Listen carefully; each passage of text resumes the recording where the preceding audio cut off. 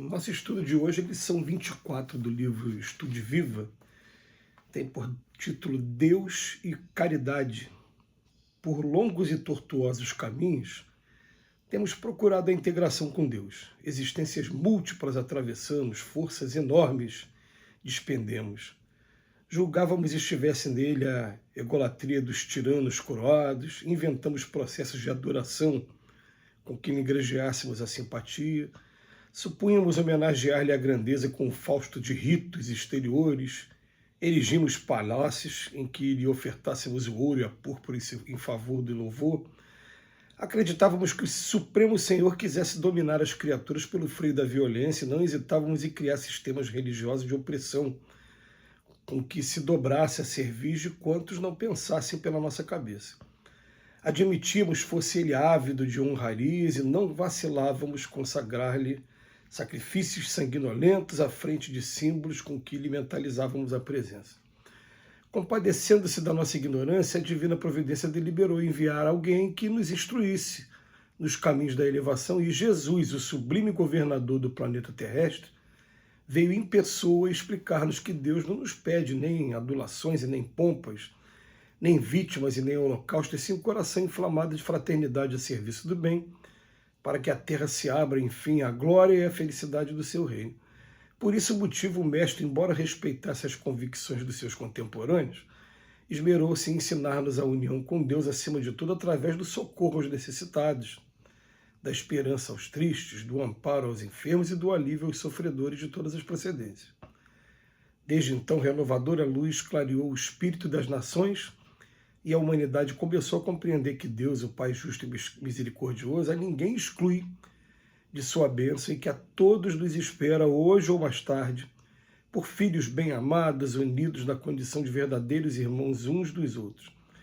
É por isso que em todos os países, em todas as crenças, em todos os templos, em todos os lares da terra, onde se pratique realmente o Evangelho de Jesus, o culto à providência divina começa com a caridade primeiro.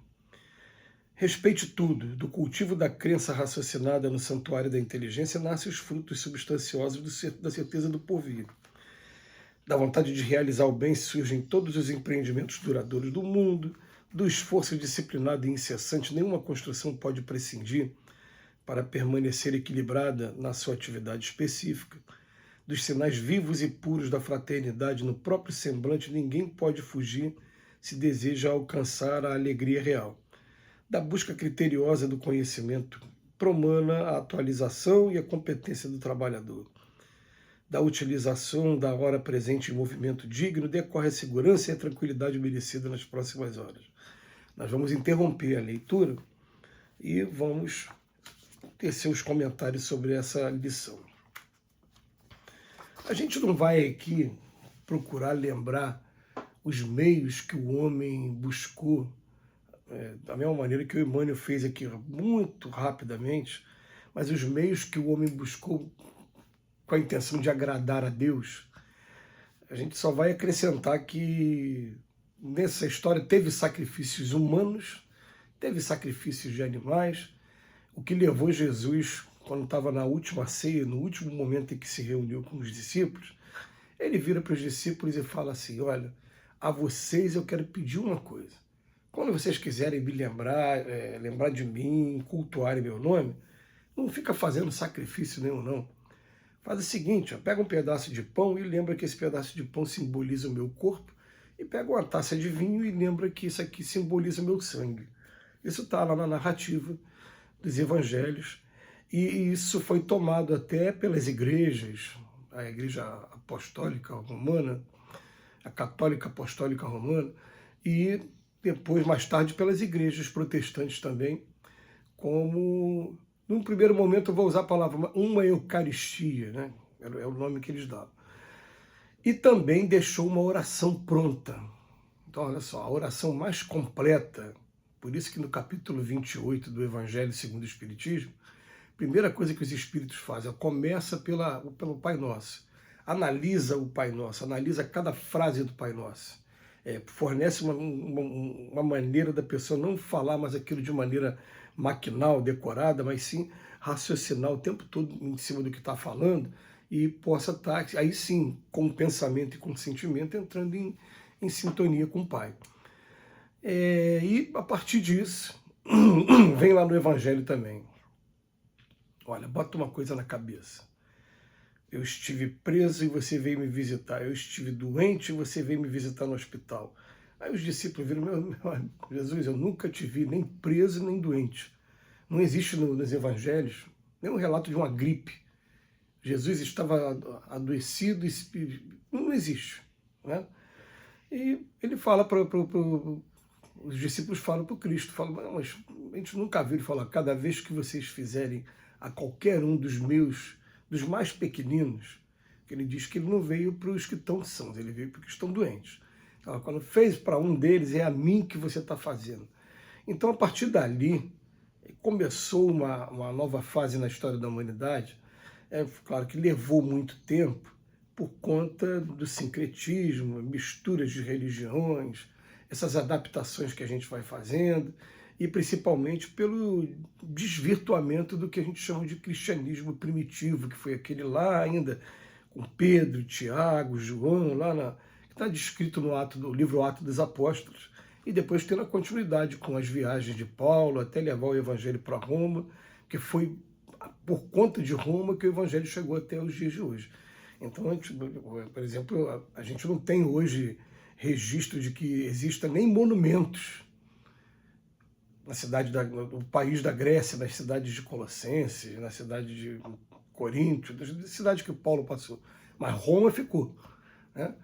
Então a gente começa a ver o seguinte, o Pai o tempo todo trazendo a informação para a gente de que, olha, não é com sacrifícios, com rituais exteriores, não é você todo final de semana saindo para ir para culto, para religião, para igreja, para missa, para palestra espírita, não é o que vai fazer a diferença. O que vai fazer a diferença, a partir de agora, é aquilo que você está fazendo de diferente na vida das pessoas.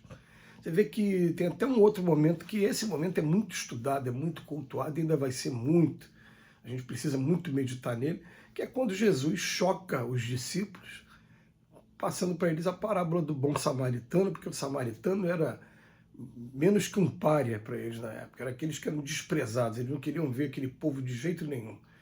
Por conta aí, depois a gente estuda aí da cisma das 10 tribos contra 2 tribos, tem uma história do povo judeu que é assim, são 12 descendentes, cada um criou uma árvore genealógica e teve uma briga aí dessas tribos aí. Né? Então o que acontece? Os samaritanos ficaram de fora, eram odiados por aquele povo, e Jesus simplesmente chama aqui para a parábola do bom samaritano e fala, olha, todos os personagens aqui que eu falei, ó, passou um fariseu, um escriba, passou um saduceu, passou todos aqueles personagens que você já conhece. Agora, quando veio o samaritano, foi o samaritano que pegou o rapaz que estava machucado, ajudou nas feridas, teve a coragem de pegar no colo e colocou no animal, no cavalo da época, né? No meio de transporte que se tinha na época. Imagina, hoje seria o carro. E depois ele levou para um lugar para a pessoa dormir e falou, olha, está aqui tantas diárias e eu vou voltar aqui, se ele ficar mais tempo eu pago depois. E pergunta para os discípulos, e os discípulos ficam chocados naquele momento, falam, esse aí, mesmo eu não gostando dele, por ele ser samaritano, foi o que fez a coisa certa. Então, quando o espírita fala assim, ó, fora da caridade não há salvação, isso não foi uma sentença que foi criada pelos espíritas, não. Isso já está no Evangelho há muito tempo, isso já está sendo trazido pelo Cristo há muito tempo, e é o que vai fazer a diferença, porque é o que tem trazido paz entre os povos, é o que tem trazido mais solidariedade, e é claro, a gente ainda lamenta, mas é uma coisa que vai acabar, né? O fato de pessoas serem seguidoras do Cristo, entre aspas, mas profitentes de religiões diferentes, e ainda se degladiarem, ou fisicamente, que é mais raro, mas ainda acontece, mas pelo menos se degladiarem verbalmente e até se criticarem, se anatematizarem o tempo todo, que aí sim é que a coisa fica triste. Mas vamos botar uma coisa na cabeça. maneira da gente cultuar o Cristo aqui na Terra é através da caridade. Que Jesus nos abençoe hoje e sempre.